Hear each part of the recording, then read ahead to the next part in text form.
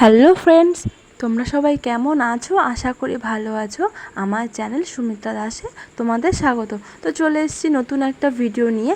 আজকের ভিডিওটা হয়েছে শিবরাত্রি নিয়ে। তো যেহেতু শিবরাত্রি, তো আমি সকাল সকালই ঠাকুরের কাজে লেগে পড়েছি। তো তোমরা প্রথমে দেখেছো আমি প্রথমে ঘরটা মুছেছি, তারপরে তুলসী মন্দিরটা, আর আমি এখন বাসনগুলো বের করে নিচ্ছি। হ্যাঁ, তোমরা হয়তো ভাবছো যে শিবরাত্রিতে আমি কেন এইসব বার করছি, হাঁড়ি কড়াই। সেখানে তো শুধু বেশ থালাই লাগে, আর বেশি তো কিছু লাগে না। কিন্তু কেন বলো তো, আমি বের করেছি এর জন্য আজকে পারোনা, মানে শিবরাত্রি করলে পারোনা করতেই হয়। আর পারণটা হচ্ছে কি শিবরাত্রি মাস্ট, মানে না করলে কোনো শিবরাত্রি করার কোনো মানেই হয় না। আর যেহেতু আজকেই পড়েছে পারণাটা, যেহেতু মানে দ্বিতীয় দিন পরে, কিন্তু আজকে না মানে এবারে শিবরাত্রিটা একই দিনেই পড়েছে। তো এর জন্য আমি সকাল থেকে কাজে লেগে পড়েছি। আর প্রথমে আমি সাবুটা ধুয়ে রাখছি, কারণ এখনকার সাবুটা না ভিজতে চায় না। তারপর আমি মালা নিয়ে এসেছিলাম কিনে, তো সেগুলো আমি মানে খুলে রাখলাম আর কি দড়ি থেকে। আর তারপরে দুধ চলে এসে, আমাদের এখানে যেহেতু সকাল সকাল দুধ চলে আসে, তো আমি দুধটাও নিয়ে এসেছি বেশি করেই পায়েস করবো বলে। আর এখানটা হয়েছে আমি মানে আকন্দ ফুল নিয়ে এসেছিলাম কালকে বিকালে, যেহেতু এখন মানে ফুল পাওয়াই যাবে না আকন্দ ফুল, তার জন্য আমি আগেই নিয়ে এসেছিলাম। তো তারপর আমি মালা গেঁথে নিয়েছি, দেখো অনেক মালা গেঁথেছি।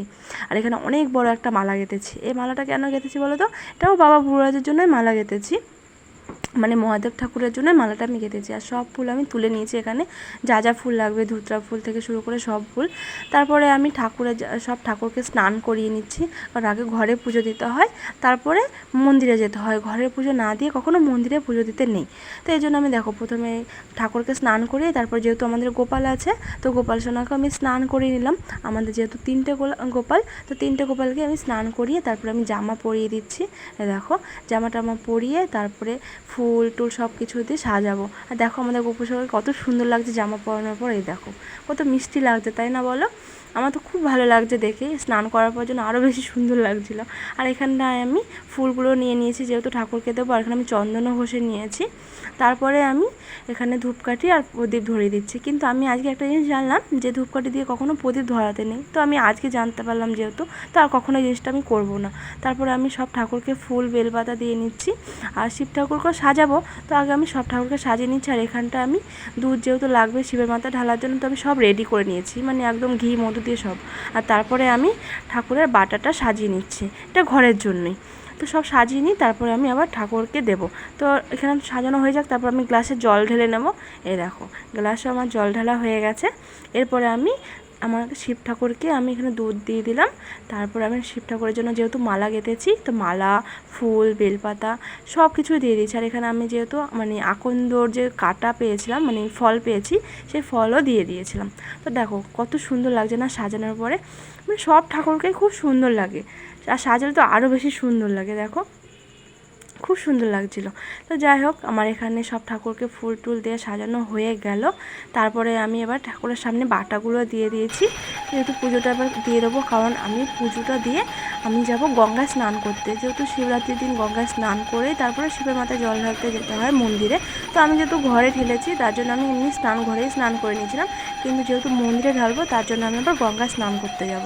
তো এই দেখো এখানটা আমার পুজো দেওয়া হয়ে গেছে। আমি এখন প্রদীপ ধূপকাঠি সব ঠাকুরকে দেখিয়ে প্রণাম করে নিলাম। আর ঠাকুরের কাছে যা চাওয়ার সেটাও আমি চেয়ে নিলাম। চাওয়া কিছুই নেই, সংসারের জন্যই চাওয়া, সন্তান স্বামীর জন্যই। তো তারপরে দেখো আমি শাক বাজিয়ে নিলাম। আর তারপরে দেখো এখানে আমার পুজো দেওয়া হয়ে গেছে। এখন ঠাকুর মানে মানে ভোগ খাবে, এর জন্য প্রসাদ খাবে, তার জন্য আমি এখানে বন্ধ করে দিলাম দরজাটা। তো তারপরে আমি চলে এসেছি বাইরে। বাইরে এসে তোমাদের কি দেখাচ্ছে বলো তো? এটা হচ্ছে আমাদের তুলসী মন্দির, তখন দেখিয়েছি আমি স্নান করেছিলাম, দেখিয়েছি। আর সেখানে আমি ফুল দিয়ে সাজিয়ে দিয়েছি। তো তারপরে আমি কোথায় যাচ্ছি বলো তো? বলো বলো বলো, কোথায় যাচ্ছি? আমি আসছি ফৌজিবাবুর কাছে। আর ফৌজিবাবু সকাল থেকে ঘুম থেকে উঠে না কাজে লেগে পড়েছে। তো আমি বললাম তাড়াতাড়ি আসো। আর আমার পুজো দেওয়া হয়ে গেছিলো, যেহেতু আমি অনেকক্ষণই ফৌজিবাবুর কাছে ছিলাম, মানে প্রায় 10 মিনিট মতো। তারপরে ঠাকুরের প্রসাদটা নামিয়ে আমি থালা বাসনগুলো ধুয়ে রাখছি, কারণ আমি মানে গঙ্গায় স্নান করে এসে তারপরে আবার মানে ঘরেও মানে ভোগ দেবো, কারণ গোপালকে তো 3 বেলা দিতে হয়। তো এই জন্য আমি সকালবেলা যেহেতু দিয়েছি, তাই সব ঠাকুরকেও দিয়েছি, আবার মানে গোপালকে আবার দুপুরবেলাও দেবো। তো এই জন্য দেখো আমি সব ধুয়ে ঠাকুর মানে সামনেটা যেহেতু ভোগ লাগিয়েছিলাম, তো মুছে নিয়ে বাসনগুলো আবার ধুয়ে টুয়ে রেখে দিচ্ছি। তারপর আমি রেডি হয়ে যাব, স্নান করেছি যেহেতু আগেই। আর আমি একটা শাড়ি পরে যেহেতু নবদ্বীপ যাব, তো এই জন্য আমি আবার রেডি হয়ে নিচ্ছি একটুখানি। তো তেমন কিছুই না, জাস্ট একটু সিঁদুর পরবো আর টিপ তো পরাই আছে, আর কিছুই করব না। তো আর এখানটা আমার সব জামা কাপড়ও বের করতে হবে, যেগুলো আমি গঙ্গায় নিয়ে যাব মানে স্নান করে পরার জন্য। এই দেখো, আর আমি না সেখানে 2 সেটই বের করে রেখেছি, যেটা আমি মানে মন্দিরে পরে যাব আর যেটা আমি গঙ্গায় নিয়ে যাব স্নান করে পরার জন্য। আর এখানে আমি ড্রামও নিয়ে নিয়েছি গঙ্গার জল নেব বলে। আর তারপরে আমরা বেরিয়ে পড়েছি। দেখো আমার মেয়ে বলছে খুব রোদ মা, দেখো রোদ উঠে গেছে, যেহেতু অনেকটাই বেলা হয়ে গেছিলো। তারপরে দেখো আমরা মোটামুটি মানে নবদ্বীপে ঢুকেই পড়েছি, আর একটুখানি সামনেই। দেখো, কিন্তু এখানে এসে একটা ঘটনা হয়েছে। কি ঘটনা বলো তো? নবদ্বীপে এসে এই জায়গাটা না মানে ড্রেস চেঞ্জ করার খুব প্রবলেম, যার জন্য আমরা আবার এখান থেকে চলে গেছি। এখান থেকে আবার এই ঘাটটা এসেছি, এটা হচ্ছে রানীর ঘাট। তো রানীর ঘাটে এসে আমরা স্নান করব। তো এখানে আমার মেয়েকে নিয়ে ভোজবাবু নেমে পড়েছে, ওর পাপা। আমার মেয়ে তো আগে থেকে পাগল হয়ে গেছে, কখন স্নান করবে কখন স্নান করবে। দেখো দেখিয়ে দিচ্ছি বাবা, আরও অনেক সামনে চলো, মানে একটুও ভয় পায় না। আর দেখো খুব আনন্দ, আমার মেয়ে না গঙ্গায় স্নান করতে খুব ভালোবাসে। শুধু গঙ্গায় না, মানে পুকুর বলো, পুকুর তো পায় না, কিন্তু আমাদের যেহেতু একটা ছোটো পুকুর আছে, কিন্তু খুব একটা জল নেই। শুধু পাপা আসলে বলবে বাবা চলো পুকুরে স্নান করবো। দেখো উঠতে চাইছিল না, তো মেয়েকে জোর জবরদস্তি ওঠাচ্ছিল। ওই দেখো নামছেই না, খুব মজা পাচ্ছিল। তো যাই হোক আমাদের স্নান টান হয়ে গেছে। তো আমি একটুখানি জল নিয়ে এসেছি ঢালবো বলে, আর এখানে আমি ড্রেস চেঞ্জ করে নিলাম, আমার মেয়েকেও রেডি করে দিলাম। তো আমরা এখন আবার বেরিয়ে পড়বো, কারণ নবদ্বীপে আমি একটা মন্দিরে জল ঢালবো, কিন্তু বলে গঙ্গা স্নান করে নাকি নবদ্বীপে মানে যে কোনো শিবের মাথায় জল ঢালতে হয়। তো আমরা পেয়ে গেছি একটা মন্দির, তো সেখানে আমি এখানে আবার জল ঢেলে নিয়েছি। তো এখানে আমি একটুখানি পুজো দিয়েছি। আর তোমরা হয়তো দেখেছো যে বড় মালাটা গেঁথেছিলাম না, সেটা আমি নিয়ে এসেছিলাম, সেটা আমি পরিয়ে দিয়েছিলাম। তারপর যাই হোক আমরা চলে এসেছি পারুলিয়াতে। পারুলিয়াতে এসে আমি ফল কিনে নিচ্ছি। তো যেহেতু আমি আগে থেকে ফলটা কিনে নিই, তো এই জন্য একবারে স্নান টান করে আসার সময় বলেছি ফল কিনে নেবো। তো এই জন্য এখন ফলটা কিনে নিয়েছি। তো এখন আমরা চলে যাবো বাড়িতে। দেখো মেয়ের বাবা দাঁড়িয়ে আছে, ওরা দুজনে। তো তারপর চলে আসলাম বাড়িতে। আসার পরে তো এখন আমি আবার ফলগুলো সব ধুয়ে নেব। দেখো সব ফলগুলো ধুয়ে নিই, কারণ ফলগুলো ধুয়ে নিই তারপরগুলো আবার মানে ঠাকুরের জন্য তো বানাতে হবে, কারণ ঘরে আমি বলেছি ভোগ দেবো, আর প্লাস আমি নিয়ে যাব মন্দিরে। তো এই দেখো আমি এখানে সব রেডি করে ফেলেছি ঠাকুরের ভোগ আর প্লাস ঘরের জন্য। তোমাদেরকে দেখাচ্ছি, দেখো এটা হচ্ছে ঘরের জন্য। সব কিছু আমার রেডি হয়ে গেছে। তো তার মধ্যে আমি এখানটায় তো দুধটা তো আগেই রেডি করে রেখে দিয়েছিলাম। তো এখানটা আমি ফুল, ধূপকাঠি, 5 ফল সব নিয়ে নিয়েছি, আর ঘরেও আমি পুজো দিয়ে দিয়েছি আবার।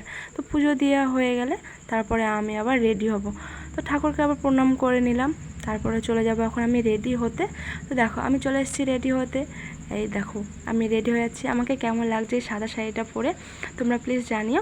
এটা আমি শিবরাত্রির জন্যই নিয়েছিলাম, মানে ফৌজিবাবু কিনে দিয়েছিল।